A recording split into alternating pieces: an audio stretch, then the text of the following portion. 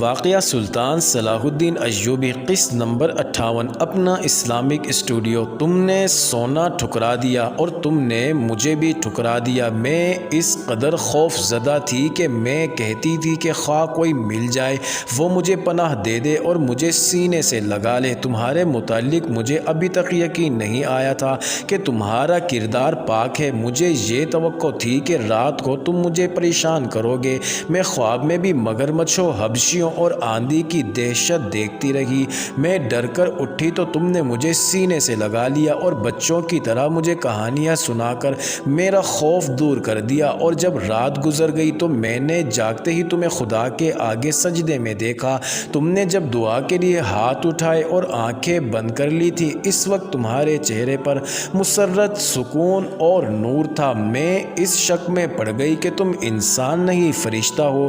کوئی انسان سونے اور مجھ جیسی لڑکی سے منہ نہیں موڑ سکتا۔ میں نے تمہارے چہرے پر جو سکون اور مسرت دیکھی تھی، اس نے میرے آنسو نکال دیے۔ میں تم سے پوچھنا چاہتی تھی کہ یہ سکون تمہیں کس نے دیا ہے؟ میں تمہارے وجود سے اتنی متاثر ہوئی ہوں کہ میں نے تمہیں دھوکے میں رکھنا بہت بڑا گناہ سمجھا۔ میں تمہیں یہ کہنا چاہتی تھی کہ میں تمہیں اپنے متعلق ہر ایک بات بتا دوں گی، اس کے عوض مجھے یہ کردار اور یہ سکون دے دو اور میرے دل سے وہ دہشت اتار دو جو مجھے بڑی ہی تلخ اذیت دے رہی ہے۔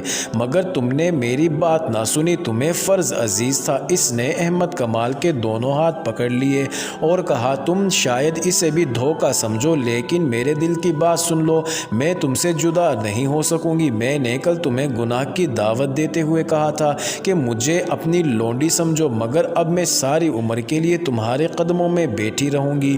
مجھے اپنی لونڈی بنا لو اور اس کے عوض مجھے وہ سکون دے دو جو میں نے نماز کے وقت تمہارے چہرے پر دیکھا تھا۔ میں تمہیں بالکل نہیں کہوں گا کہ تم مجھے دھوکہ دے رہی ہو۔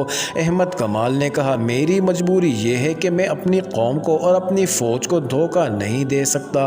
تم میرے پاس امانت ہو، میں خیانت نہیں کر سکتا۔ میں نے تمہارے ساتھ جو سلوک کیا وہ میرا فرض تھا۔ یہ فرض اس وقت ختم ہوگا جب میں تمہیں متعلقہ محکمے کے حوالے کر دوں گا اور وہ مجھے حکم دے گا کہ احمد کمال تم واپس چلے جاؤ۔ وہ اسے دھوکہ نہیں دے رہی تھی۔ اس نے روتے ہوئے کہا، تمہارے حاکم جب مجھے سزائے موت دیں گے تو تم میرا ہاتھ پکڑے رکھنا۔ اب یہی ایک خواہش ہے، میں تمہیں ایسی بات نہیں کہوں گی کہ مجھے فلسطین پہنچا دو۔ میں تمہارے فرض کے راستے میں رکاوٹ نہیں بنوں گی۔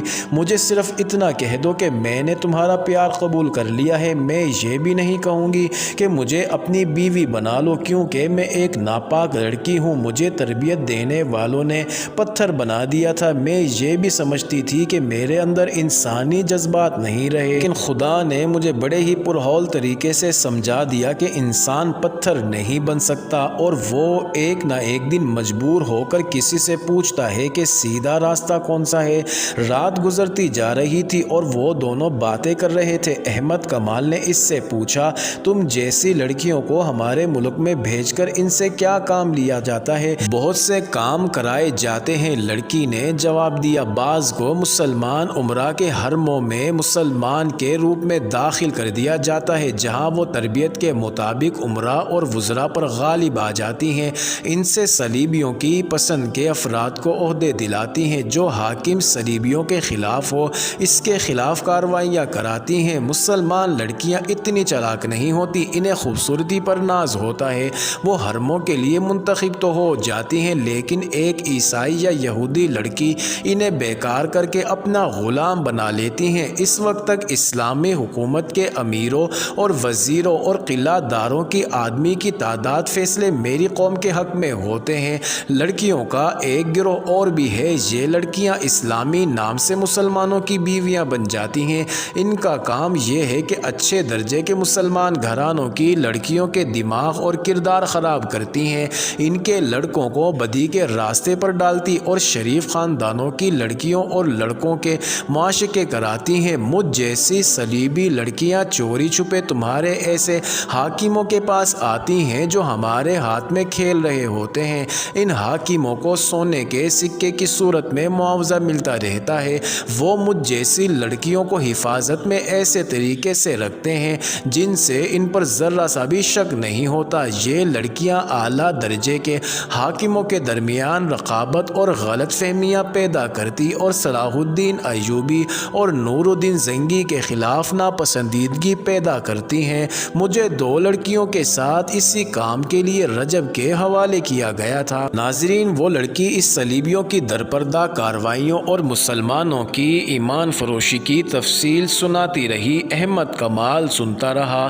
دوسرے دن سورج غروب ہونے سے پہلے یہ قافلہ قاہرہ پہنچ گیا۔ احمد کمال علی بن سفیان کے پاس گیا اور اسے لڑکی کے متعلق تمام رپورٹ دے کر لڑکی اس کے حوالے کر دی۔ اس نے یہ بھی بتایا کہ رجب حبشیوں کے پاس ہے اور اس نے اس جگہ کو اڈا بنا رکھا ہے جہاں حبشی لڑکی کی قربانی دیا کرتے تھے۔ احمد کمال نے یہ بھی کہا کہ اگر اسے حکم دیا جائے تو وہ رجب کو زندہ یا مردہ وہاں سے لا سکتا ہے۔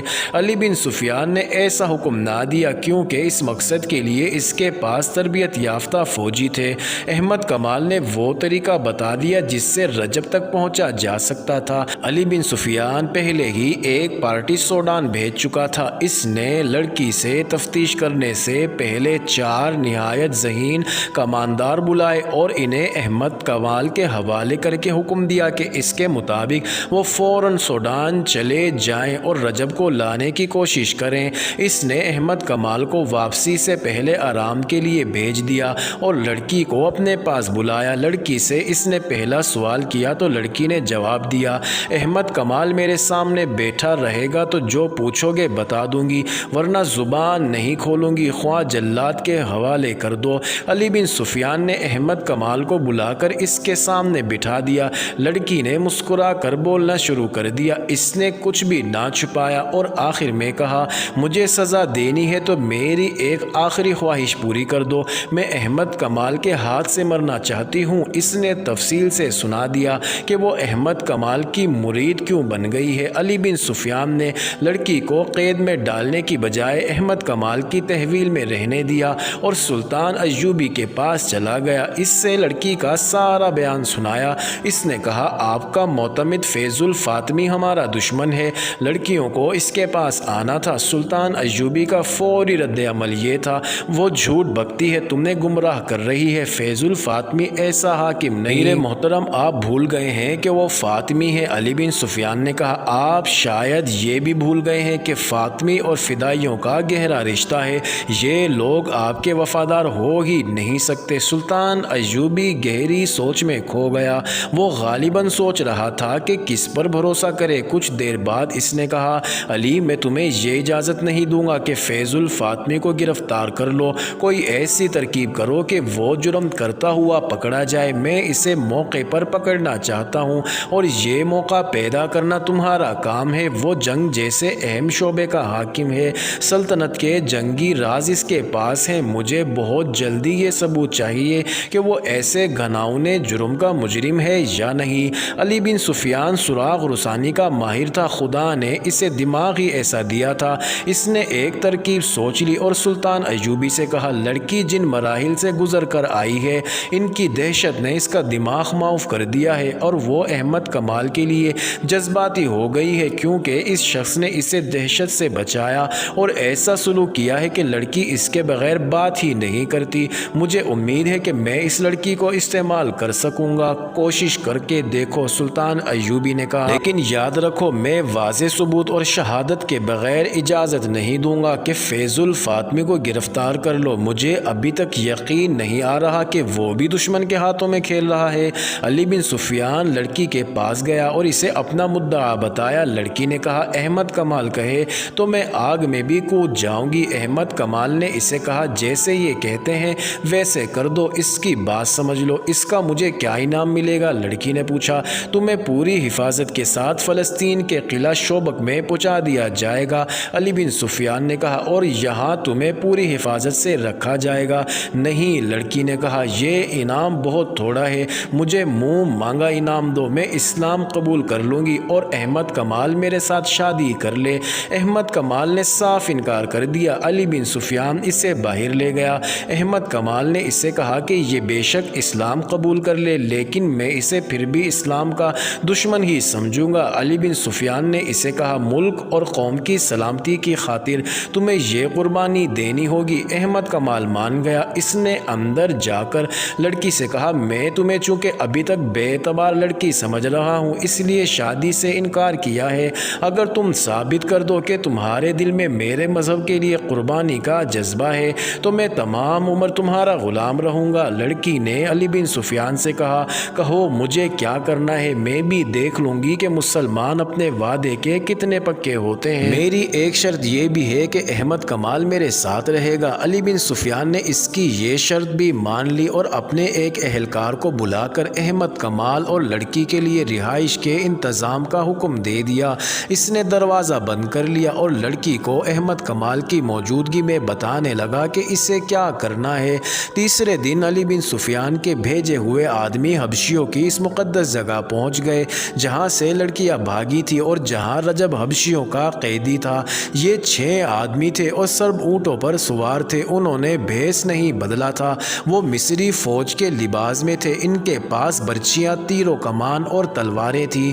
انہیں احمد کمال نے لڑکیوں کی رویداد سنا دی تھی۔ اس کے مطابق علی بن سفیان نے انہیں طریقہ کار سمجھا دیا تھا۔ وہ پہاڑی خطے کے اندر گئے جسے پہاڑیوں نے قلعہ بنا رکھا تھا۔ ایک برچی نہ جانے کہاں سے آئی اور زمین میں گڑ گئی، اس کا مطلب یہ تھا کہ رک جاؤ تم گھیرے میں ہو۔ وہ رک گئے۔ حبشی پروہت سامنے آیا، اس کے ساتھ 3 حبشی تھے جن کے پاس برچیاں تھیں۔ حبشی نے انہیں خبردار کیا کہ وہ اس کے چھپے ہوئے تیر اندازوں کی زد میں ہیں، اگر انہوں نے کوئی غلط حرکت کی تو ان میں سے کوئی بھی زندہ نہیں رہے گا۔ معزز ناظرین، انٹرسٹنگ ویڈیو جاری ہے۔